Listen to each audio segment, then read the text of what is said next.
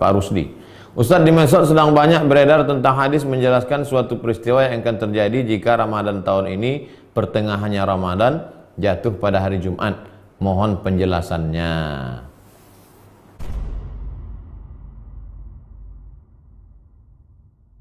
Setelah petang hari kami dimasukkan lagi ke penjara dalam keadaan terikat dengan rantai besi. Fabaina nahnu naji'u minal amal ba'dal maghrib. Suatu hari setelah sholat maghrib kami pun pulang, habis kerja di gurun pasir, pulang masuk ke penjara. Ma'a sahibil ladzi kana yahfazuna infatahal qaid min rijli. Tiba-tiba aja rantai besi itu terlepas dari kaki. Waqa'a 'alal ardi. Jatuh rantai besi itu ke tanah. Wa wasafal yawma was-sa'ah. Dia sebutkannya hari ini jam segini. Hari ini jam segini lepas rantai besi itu. Fawaqafal waqtal ladzi ja'at fihi al-mar'ah. Pas pada hari dan saat itulah emaknya itu datang menjumpai Imam Taqi bin Makhlad. Wada'a Syekh. Hari itu Syekh berdoa. Fanahadha ila alladhi kana yahfazuni wa saha alayya. Lalu tentara yang mengawal kami itu pun berteriak, kasartal qaid, kau yang sudah mencopot rantai besi ini? Qultu la, aku tak ada ngapa-ngapain. Innahu saqata min rijli. Rantai itu lepas jatuh dari kakiku. Fatahayyara. Bingung tentara-tentara itu. Wa ahdara ashabahu, panggilnya kawan-kawannya. Hei kawan, ini ada rantai besi lepas. Wa ahdarul haddad, mereka panggil tukang besi. Wa qayyaduni, mereka panggil tukang besi, diikatnya sekali lagi. Falamma masyaitu, saya melangkah khutwatin beberapa langkah, saqatal qaidu min rijli. Lepas lagi rantai besi, borgol kaki saya itu. Fatahayyaru fi amri, mereka pun bingung. Fada'u ruhbanahum, mereka panggil pendeta mereka. Faqaluli, panggil pendeta, Pak pendeta ini kok lepas ini rantainya, kenapa orang ini? Maka ditanyalah pendeta, alaka walidatun, makmu masih hidup? Qultu na'am, makmu masih hidup? Masih. Wa faqa du'a'uha al-ijabata, doa emakmu dikabulkan Allah SWT. Wa qad atlaqaka Allah yang melepaskan engkau. Fala yumkinuna taqyiduka. Kalau sudah dilepaskan Allah, tak mungkin kami menahan engkau. Fazawwaduni, dikasihnya saya bekal, makanan, pakaian. Wa ashabuni liman awsalani ila nahiyatil muslimin. Lalu diutus satu tentara menemani saya, maka saya pun dilepaskan ke pasukan kaum muslimin. Itulah sebabnya saya bisa balik sekarang. Kisah ini penutup tentang pentingnya berdoa, apalagi kalau masih hidup ibu. Bagi yang masih hidup ibunya, banyak-banyaklah minta doa ibu. Yang tak ada, bulan Ramadan ini bacakan Quran, bawakan beras, sedekah fakir miskin, hadiahkan pahalanya kepada almarhumah. Allahumma ighfir laha warhamha wa'afiha wa'fu anha.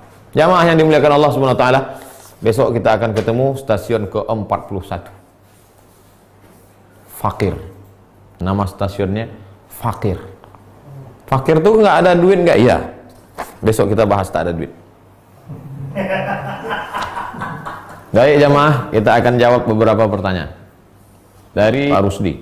Ustaz, di medsos sedang banyak beredar tentang hadis menjelaskan suatu peristiwa yang akan terjadi jika Ramadan tahun ini pertengahannya Ramadan jatuh pada hari Jumat. Mohon penjelasannya.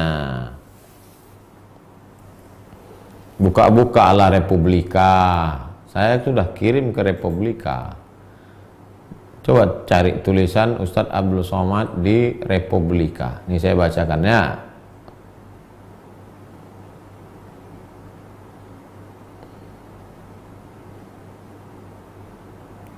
Pada tanggal 15 Ramadan, malam Jumat akan terjadi kejutan. Tiupan sangkakala. Membangunkan semua orang yang tidur malam Jumat itu, 15 Ramadan. Mengejutkan orang yang terjaga. Kita malam ini berapa Ramadan? 14. Berarti besok malam. Besok malam, 15 Ramadan, akan ada kejutan, akan ada tiupan. Semua yang tertidur besok malam terjaga. Semua perempuan-perempuan besok akan keluar dari tempat pingitannya. Biasanya perempuan apapun yang terjadi dia diam dalam. Tapi besok keluar. Kalau perempuannya keluar, apalagi laki-laki. Dan akan terjadi zalazil, gempa yang banyak. Di mana hadis ini?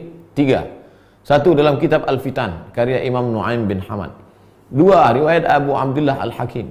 Tiga, Abu Nuaim dalam kitab Akhbar Asbahan. Dah. Apa komentar ulama tentang hadis ini? Tiga. Yang pertama, Imam Al-Uqaili dalam kitab Ad-Du'afa Al-Kabir juz 4 halaman 52, hadis ini tidak ada sanadnya, periwayatnya tidak siqah, tidak diriwayatkan dari riwayat yang kuat. Dua, Imam Ibnul Jauzi dalam kitab Al-Mawdu'at juz 3 halaman 191, hadisun maudhu', hadis palsu. Tiga, Imam Az-Zahabi, hadisun maudhu', hadis palsu. Sudah di-share beberapa hari yang lalu di Republika Online. Wallahu a'lam bishawab. Pak Aizat, Malaysia. Assalamualaikum Ustaz. Waalaikumsalam warahmatullahi wabarakatuh. Soalan saya, apakah doa dulu atau ikhtiar dulu?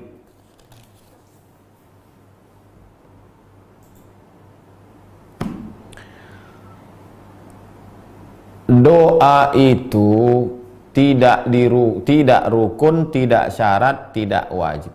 Nah, jadi dia tidak rukun, tidak syarat, tidak wajib. Kalau Bapak berdoa dulu, Rabbi habli minas salihin, Rabbi habli minas salihin, Rabbi habli minas salihin. Kau berdoa Rabbi habli minas salihin? Iya, udah nikah? Belum? Ya nggak apa-apa. Nggak apa-apa. Adapun orang sudah menikah baru berdoa. Nah, jadi tidak rukun, tidak syarat, tidak wajib. Kalau mau diurutkan biasanya orang usaha, sehabis usaha ikhtiar, habis ikhtiar doa, habis doa tawakal. Kalau dapat syukur, tak dapat sabar, ridho. Itu urutan yang biasa. Tapi kalau Pak Aizat mau, Encik Aizat mau ubah, berdoa dulu, habis doa baru berusaha, habis usaha baru tawakal. Ya, tak apa-apa, tak masalah. Karena bukan rukun, bukan syarat, bukan wajib. Tiga, Ustadz, apa hukumnya menjual barang KW? Nabi SAW masuk ke pasar. Dimasukkannya tangannya ke dalam. Ya hadza ya sahibat ta'am. Penjual makanan, apa ini? Kenapa yang di dalam ini basah, yang di luar kering? Asabahul matar, kena hujan ya Rasulullah. Kalau basah tak laku. Jadi kami tutup dengan yang kering. Man ghasyana falaysa minna. Siapa yang menipu bukan golongan kami. Jadi ada merek-merek yang asli, original, lalu kemudian dicetak yang KW.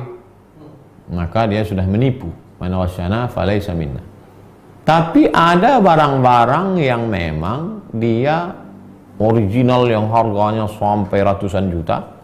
Kemudian mereka ini memang tahu bahwa ada produk KW-nya, sudah menjadi umum, dan dia tidak merasa dirugikan.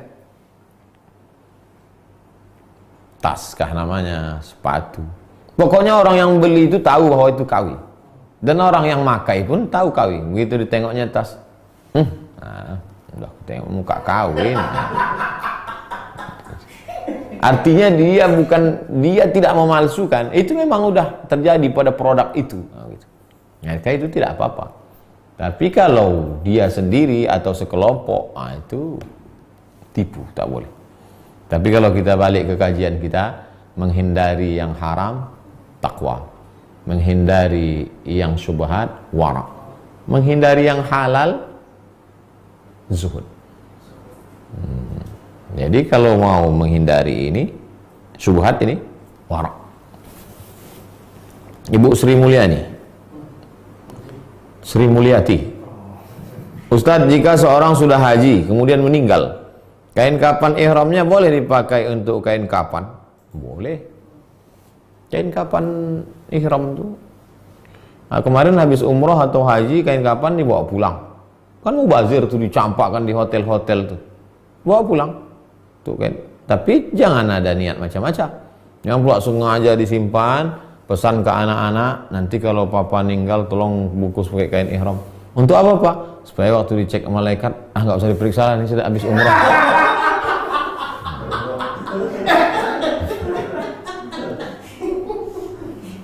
Jangan mengakal-akali malaikat. Boleh. Bolehkah kita bersifat tafaul? Tafaul itu artinya mencari barokah, mengalap barokah. Ya, beberapa sahabat Nabi SAW meninggal dunia memakai kain yang dulu pernah diberikan Nabi kepadanya. Kenapa? Karena mengharapkan barokah. Nah, dipakainya kain ihram itu, tapi bukan mau mengakal-akali malaikat.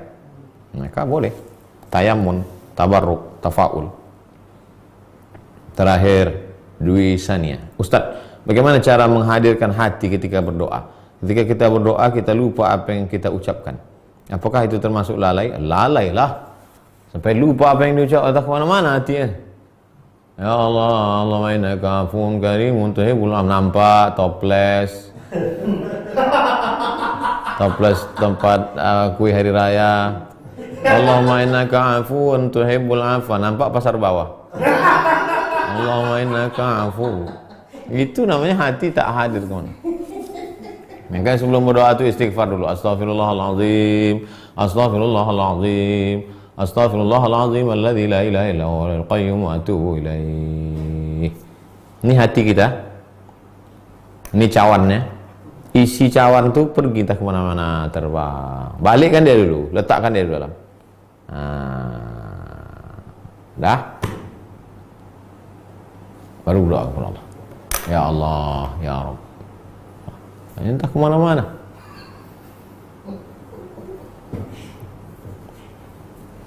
Ya muqallibal qulub, engkau yang membolak-balikkan hati, sabbit qulubana, kokohkan hati kami ala dinik, dalam agamamu, wa ala ta'atik, dalam ketaatan kepadamu, ya Allah.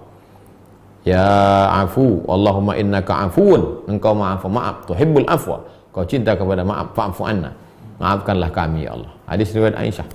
Kalau aku berjumpa dengan Lailatul Qadar, itu apa doanya ya Rasulullah? Allahumma innaka afuun tuhibbul afwa fa'fu anna. Jangan lupa tiap malam baca Allahumma innaka afuun tuhibbul afwa fa'fu anna. Wassallallahu ala sayyidina Muhammad wa ala alihi wasallam walhamdulillahirabbil alamin. Kita tutup dengan baca kafaratul majlis. Subhanakallahumma wa bihamdika asyhadu an la ilaha illa anta astaghfiruka wa atubu ilaik. Wa sallallahu ala sayyidina wa maulana wa syafi'ina wa dhukhrina Muhammad wa ala alihi wasallam walhamdulillah. Terima kasih. Assalamualaikum warahmatullahi wabarakatuh.